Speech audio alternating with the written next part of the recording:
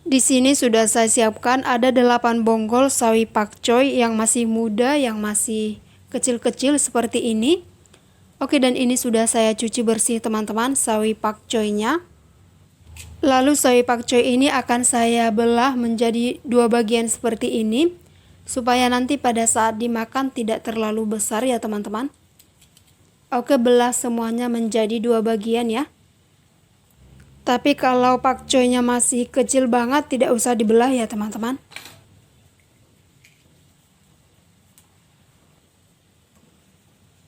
Oke, sudah selesai dibelah pakcoynya. Kemudian untuk bumbunya di sini saya pakai kira-kira 1 siung bawang merah.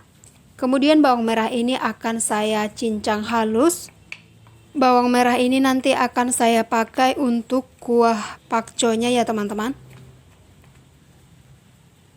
Oke, sisihkan dulu. Kemudian di sini sudah ada kira-kira 8 siung bawang putih.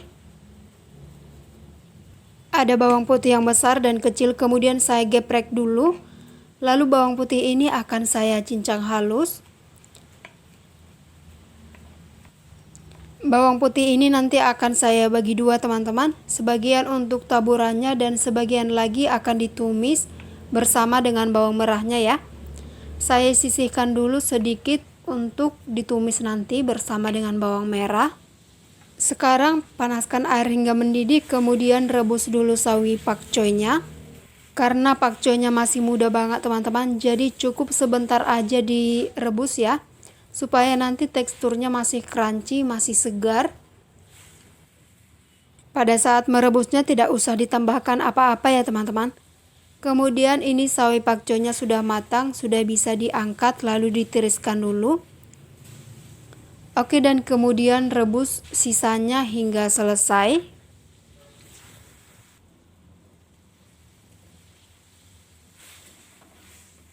Maaf ya teman-teman, tertutupi oleh tangan saya. Oke, ini sudah matang, sudah bisa diangkat lalu ditiriskan dulu.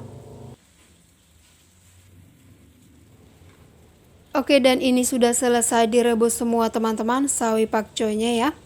Kemudian sekarang saya panaskan minyak secukupnya untuk menggoreng bawang putihnya.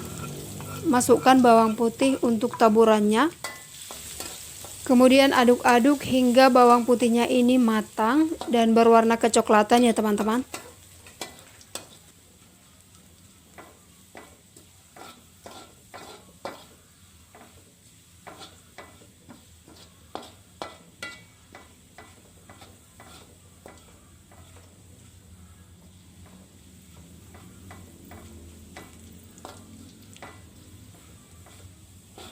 Dan bawang putihnya ini sudah berwarna kecoklatan, sudah bisa disisihkan, kemudian diangkat.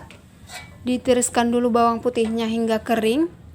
Kemudian minyak bekas bawang putih ini akan saya pakai kembali teman-teman untuk menggoreng atau menumis bawang merah dan bawang putih untuk kuahnya. Itu wajan hitam karena terlalu panas ya teman-teman. Kemudian saya tambahkan kira-kira 1 gelas air.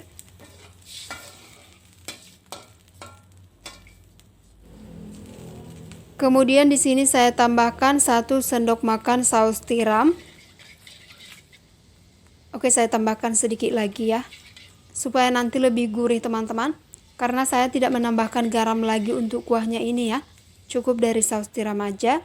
Kemudian saya tambahkan sedikit penyedap masako. Di sini saya tambahkan juga teman-teman setengah sendok makan kecap manis. Biasanya untuk sawi pakcoy ini teman-teman mereka menggunakan kecap asin ya. Tapi karena saus tiram itu sudah asin, jika ditambahkan lagi kecap asin terlalu asin ya teman-teman. Jadi saya ganti dengan kecap manis aja biar lebih gurih dan seimbang rasanya ya. Oke teman-teman, aduk-aduk hingga kuahnya ini matang. Dan jangan lupa juga teman-teman dicicipi apakah rasanya sudah pas ya. Oke, ini sudah matang. Sekarang saya sajikan dulu pakcoynya, susun dulu di atas piring ini. Ini sawi pakcoynya masih muda banget teman-teman, masih kecil-kecil. Jadi pada saat dimakan nanti teman-teman masih crunchy ya. Oke, dan sudah selesai disusun seperti ini. Kemudian saya tuang kuah yang udah dimasak tadi. Taburkan kuah ini di atas sawi pakcoynya. Saya tadi sudah mencicipi kuahnya teman-teman. Sudah sangat enak banget kuahnya. Oke, dan kuahnya ini sudah selesai ditaburkan atau dituang ya. Setelah kuahnya dituang, kemudian sekarang taburkan bawang putih goreng yang udah digoreng tadi. Taburkan di atas sawi pakcoynya seperti ini. Dan ini aromanya sudah sangat enak banget teman-teman. Sudah menggugah selera. Dan ini enak banget dimakan dengan nasi. Atau dimakan begitu aja juga enak ya teman-teman. Oke, dan sudah selesai dituang bawang putihnya. Ini dia hasilnya teman-teman. Sawi pakcoy yang dimasak dengan bawang putih seperti ini. Hasilnya sangat enak, sangat gurih. Buat teman-teman yang penasaran akan rasanya, silahkan coba di rumah teman-teman. Terima kasih.